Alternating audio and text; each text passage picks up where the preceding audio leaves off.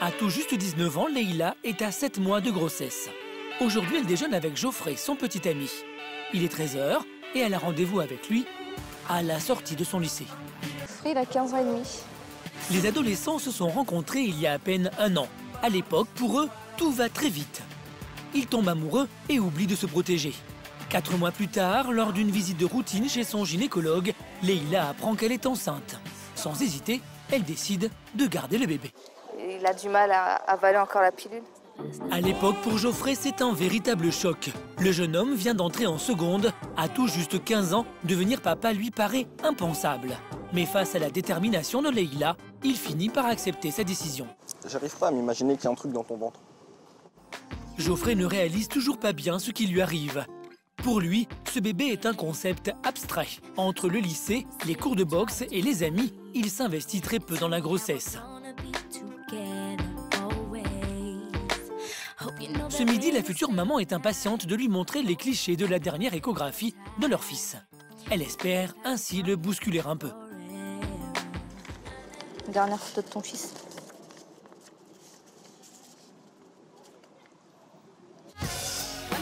Lorsque Leïla a appris qu'elle était enceinte, elle était déjà à 14 semaines de grossesse.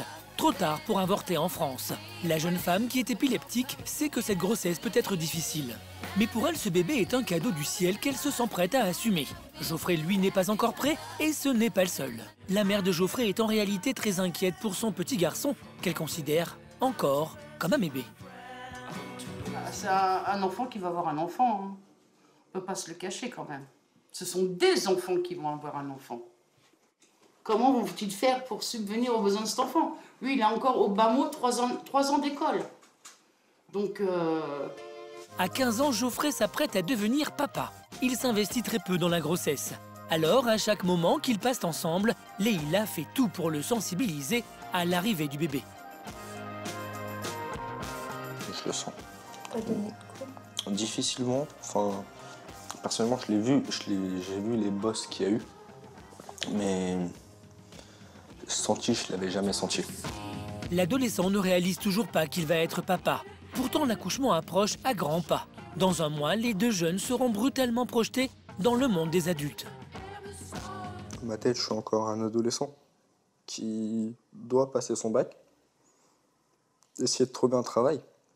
Et normalement, après, une fois que j'aurais eu un travail, j'aurais pu devenir papa. Mais là, ça s'est inversé. Geoffrey n'est pas encore sûr d'avoir le courage de reconnaître officiellement l'enfant de Leïla. Néanmoins, il a promis d'être présent et de s'en occuper. À l'origine de cet engagement, une douleur personnelle. Son propre père ne l'a pas reconnu.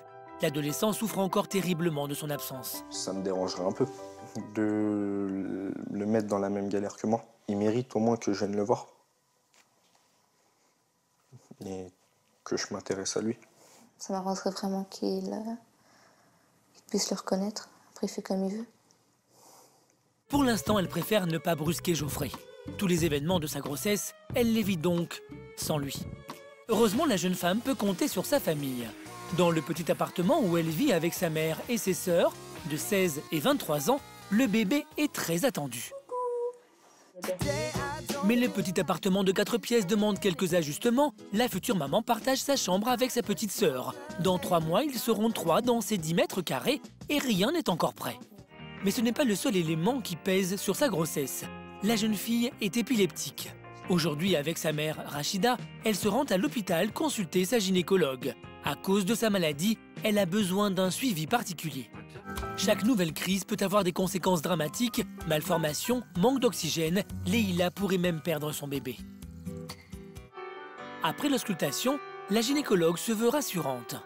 Néanmoins, elle n'exclut pas la possibilité d'un accouchement prématuré si une crise violente survenait. Avec le traitement que vous avez, on aura peut-être besoin de surveiller le bébé plus longtemps, voir comment il supporte. À quelques kilomètres de l'hôpital, Geoffrey est bien loin des préoccupations de Leïla. Il sort tout juste de sa séance de boxe et a plutôt prévu de traîner dans la rue avec ses copains. Comme tous les garçons de leur âge, la conversation tourne principalement autour des filles et du sport, mais immanquablement, elle dévie sur la situation de Geoffrey. Ça fait quoi d'être papa à 15 ans?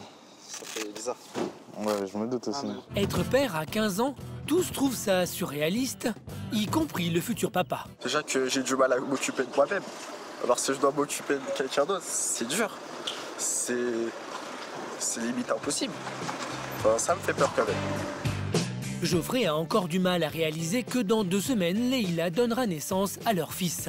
Un événement qui va plonger précipitamment le lycéen dans le monde des adultes et qui va même arriver plus tôt que prévu.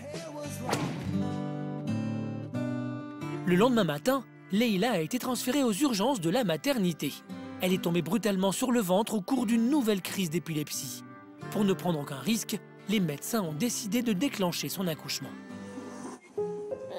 Cette dernière chute aurait pu coûter la vie à Leïla et à son bébé. Leïla est tendue. Geoffrey, son petit ami, ne s'est toujours pas manifesté. À 2 h du matin, toujours rien. Les contractions sont encore trop faibles. Le bébé ne semble pas pressé de quitter le ventre de sa mère. La situation devient trop dangereuse pour l'enfant. L'équipe médicale décide de pratiquer une césarienne d'urgence. Vous allez passer sur la table d'opération? J'ai un peu peur là. Première on va dire, opération médicale de toute ma vie. Leïla est un peu inquiète, mais la présence rassurante de sa mère l'apaise. Quelques minutes après son entrée au bloc opératoire, les cris de Mike retentissent enfin.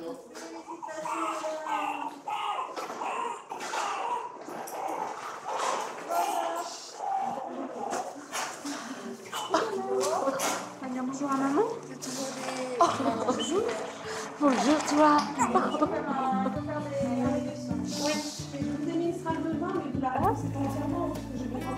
Il a essayé de pousser quand même. Félicitations madame.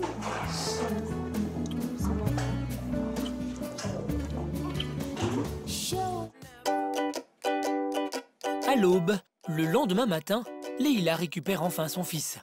Le futur papa, lui, n'a toujours pas donné signe de vie. Donc, non plus. Oui, mais pas. Leïla est comblée. Et alors qu'elle ne l'attendait plus, le jeune papa, lui aussi, passe les portes de l'hôpital. Pour Geoffrey, tenir son fils dans ses bras est un symbole très fort. Pour la première fois, l'adolescent réalise qu'il est papa. À seulement 19 et 15 ans, Leïla et Geoffrey ont désormais une famille. Dans les années qui viennent, ils vont devoir relever 2 défis, devenir adultes et parents.